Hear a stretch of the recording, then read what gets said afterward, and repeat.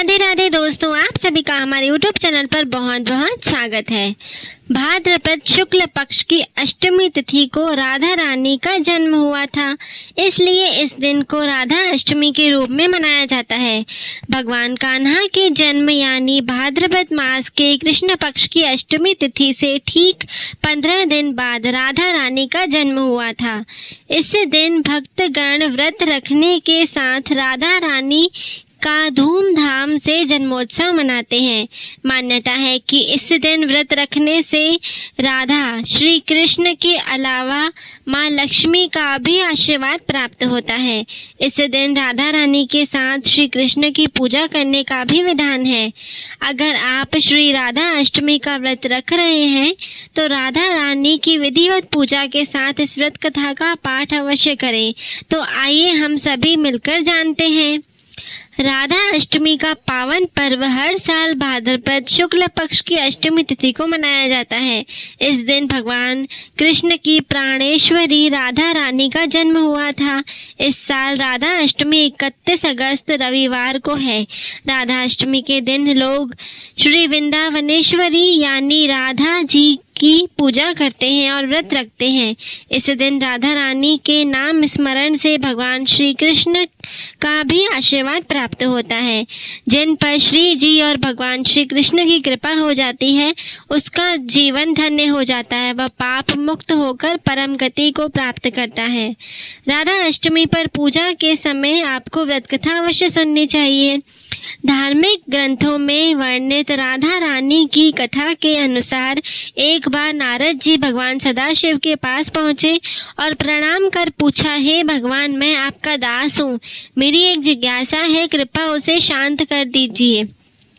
श्री राधा देवी लक्ष्मी है या देव पत्नी, महालक्ष्मी है या सरस्वती, क्या वह अंतरंग विद्या है या वैष्णवी प्रकृति है, वह वेद कन्या है या देव कन्या है या मुनि कन्या है।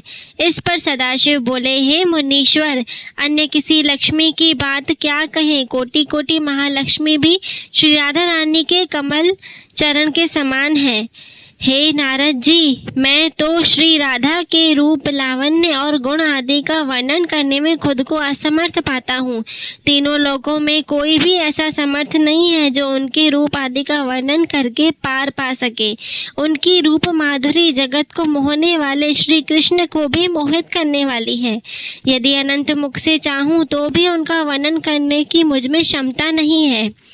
नारद जी बोले, हे प्रभु, श्री राधिका जी के जन्म महत्तम सब प्रकार से श्रेष्ठ है, मैं उनको सुनना चाहता हूँ। हे भगवान, सब व्रतों में श्रेष्ठ श्री राधा अष्टमी व्रत के बारे में मुझे बतलाइए।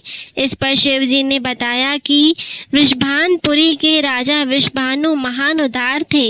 वह महान कुल में उत्पन्न हुए और सब शास्त्रों के ज्ञाता थे। अणिमा, महिमा आदि 8 प्रकार की सिद्धियों से युक्त श्रीमान धनी और उदार चेता थे।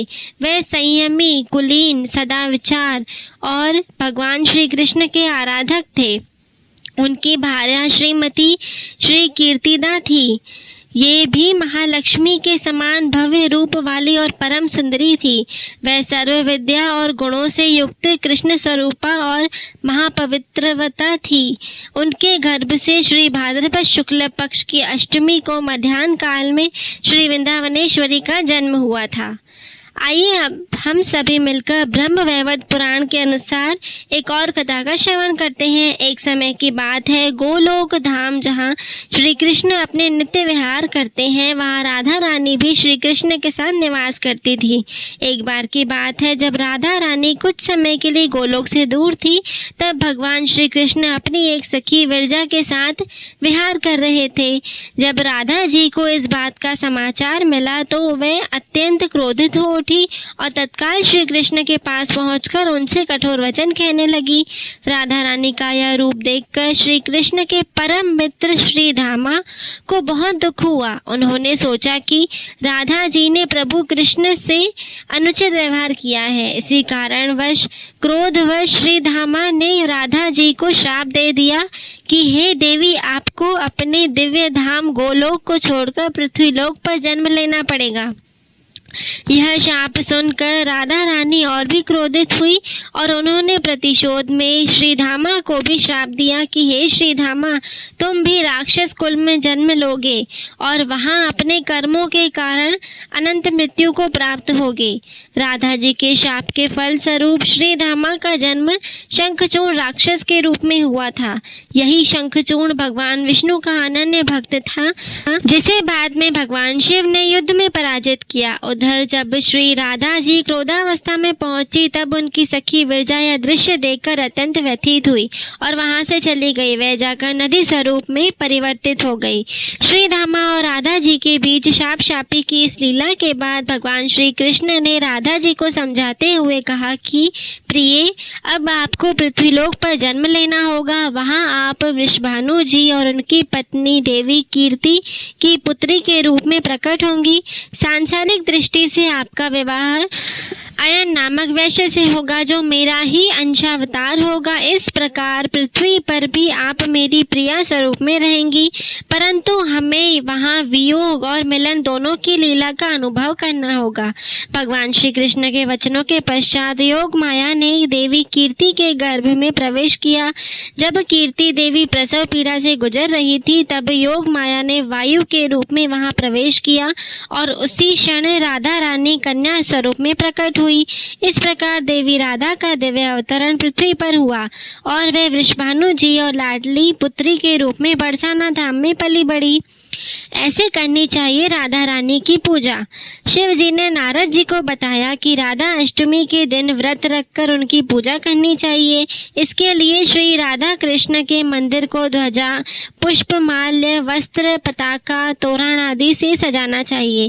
5 रंग के मंडप लगाकर उनके भीतर षोडश कमल यंत्र के बीच राधा कृष्ण की मूर्ति मुख पश्चिम की ओर रहे स्थापित करें। इसके बाद राधा जी की स्तुति और ध्यान करें और उन्हें सुगंध, पुष्प, फूल आदि अर्पित करें और प्रसाद चढ़ाएं। राधा अष्टमी की व्रत कथा का महत्व। शिव जी ने नारद जी को बताया कि जो मनुष्य भक्ति से राधा अष्टमी का अनुष्ठान करता है वह श्री राधा कृष्ण के सानिध्य में श्री वृंदावन में स्थान पाता है और ब्रजवासी बनता है। श्री राधा जन्म महोत्सव का कीर्तन करने से मनुष्य भवबंधन से मुक्त हो जाता है। जो व्यक्ति राधा नाम और श्री राधा जन्माष्टमी व्रत की महिमा गाता है उसे सभी तीर्थों का फल और विद्या मिलती है। शिव जी ने कहा कि जो व्यक्ति श्री राधिका को भजता है, उसे याद रखता है, मैं उसे भजता हूँ और उसे मेरी कृपा प्राप्त होती है। राधा नाम स्मरण निष्फल नहीं होता। श्री राधा जी सर्व तीर्थमयी हैं और ऐश्वर्यमयी हैं। श्री राधा भक्त के घर कभी लक्ष्मी विमुख नहीं होती। जो राधा का ध्यान करते हैं उनके घर श्री राधा के साथ श्री कृष्ण भी वास करते हैं। यह सब सुनकर मुनि श्रेष्ठ नारद जी ने श्री राधा अष्टमी में यज्ञ पूजन किया। जो मनुष्य इस लोक में राधा जन्माष्टमी व्रत की कथा सुनता है वह सुखी, सम्मानित, धनी और सर्व गुण संपन्न हो जाता है। शिव जी के अनुसार जो व्यक्ति धर्म के लिए राधा मंत्र जपता है उसका मन धर्म में तल्लीन होता है।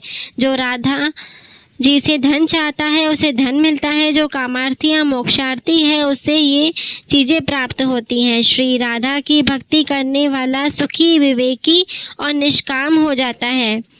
ऐसी और भी इन्फॉर्मेटिव वीडियोस के लिए आप हमारे चैनल से इसी प्रकार जुड़े रहें। हमारे चैनल को लाइक, शेयर और सब्सक्राइब करना ना भूलें। धन्यवाद।